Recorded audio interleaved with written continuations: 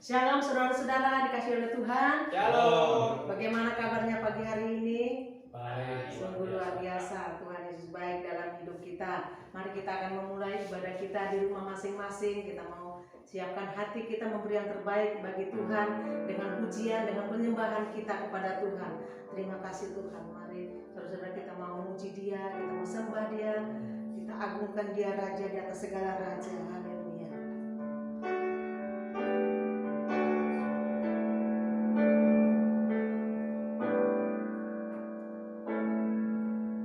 Alam semesta melukiskan kemuliaan Tuhan, bumi dan surga menyanyikan kemuliaan nama-Mu.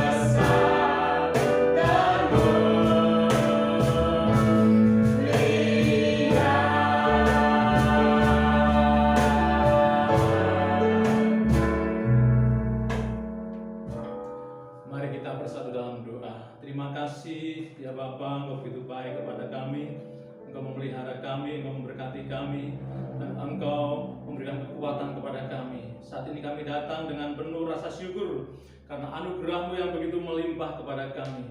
Kami siap untuk memuji mempermuliakan nama-Mu, meninggikan Engkau. Dan kami awali ibadah ini hanya di dalam nama Bapa, Putra, dan Roh Kudus. Haleluya. Amin. Puji nama Tuhan. Di awal bulan Agustus ini kita merasakan pertolongan Tuhan katakan datanglah ke baiknya dengan bersyukur, karena Tuhan itu sungguh baik dalam hidup saudara-saudara semua, baik kita di rumah masing-masing, semua dalam keadaan sehat. Haleluya, kita pujikan Tuhan ini. Datanglah ke baiknya dengan bersyukur.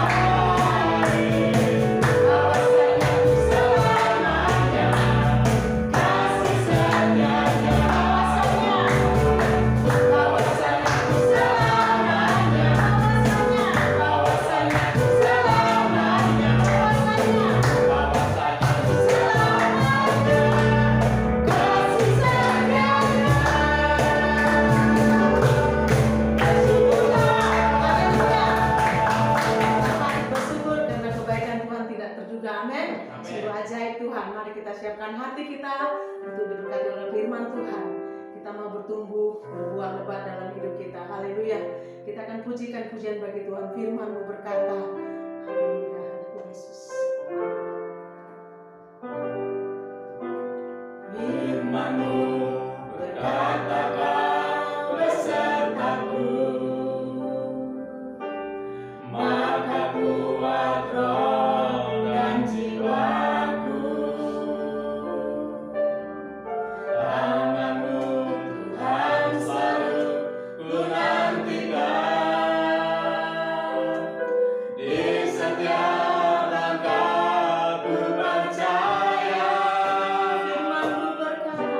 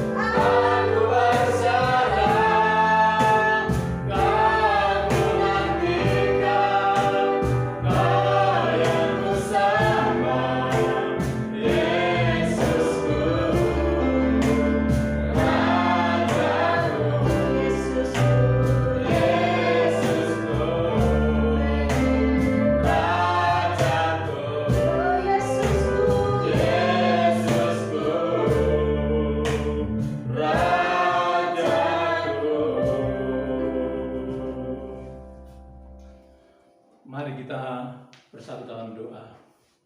Bapa kami yang ada dalam kerajaan surga yang mulia, kami datang untuk mendengarkan firman-Mu Tuhan. Pakailah hamba-Mu ini dengan karunia-Mu Tuhan untuk melayani umat-Mu. Taruhlah firman-Mu dalam lidah bibirnya, supaya hamba melayani dengan kuat kuasa Roh Kudus-Mu. Di dalam nama Tuhan Yesus kami berdoa, haleluya, amin. Shalom saudara. Shalom. Puji Tuhan, hari ini saya akan menyampaikan firman Tuhan yang saya ambil dari Kisah Para Rasul pasal yang kedua ayat yang ke-42. Demikian firman Tuhan.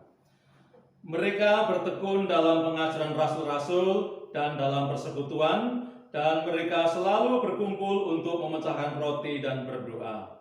Saudara-saudara yang saya kasih dalam Tuhan Yesus Kristus, kalau saya perhatikan biasanya bulan Juli, Agustus itu adalah dalam grafik dalam posisi yang paling rendah, di mana kondisi jemaat mengalami penurunan rohani. Bahkan situasi sekarang pun dalam situasi pandemi ini kita mengalami titik yang paling rendah, titik nadir dalam kondisi yang begitu berat di negara ini. Tetapi Gereja Kemah Injil Indonesia saat ini bulan Agustus mengadakan bulan misi untuk membangkitkan kembali ingatan kita semua bahwa Gereja Kemah Injil adalah gereja yang misioner. Tuhan Yesus berkata, tetapi kamu akan menerima Roh Kudus dan kamu akan menjadi saksiku di Yerusalem, Yudea, Samaria, dan sampai ke ujung bumi. Nah, saudara-saudara yang saya kasih dalam Tuhan Yesus Kristus, firman Tuhan yang saya sampaikan, saya beri judul Gereja yang bertumbuh dalam pengajaran tentang Tuhan. Firman Tuhan mengatakan, mereka bertekun dalam pengajaran rasul-rasul. Nah, saudara-saudara yang saya kasih dalam Tuhan Yesus Kristus, ada beberapa alasan yang menyebabkan gereja mula-mula bertekun dalam pengajaran rasul-rasul. Yang pertama, yaitu karena pengaruh kuasa Roh Kudus yang sangat nyata dalam pelayanan, dalam khotbah para rasul. Nah, saudara, para rasul adalah orang-orang yang tadinya adalah orang-orang sederhana, para nelayan, tetapi mereka dipenuhi dengan Roh Kudus dan mereka menjadi rasul, menjadi orang yang pemberani. Peranan Roh Kudus begitu nyata dalam pelayanan mereka. Mereka diubahkan dari orang yang penakut menjadi orang yang pemberani, dan mereka menyampaikan firman Tuhan dengan penuh kuasa. Roh Kudus menyertai mereka.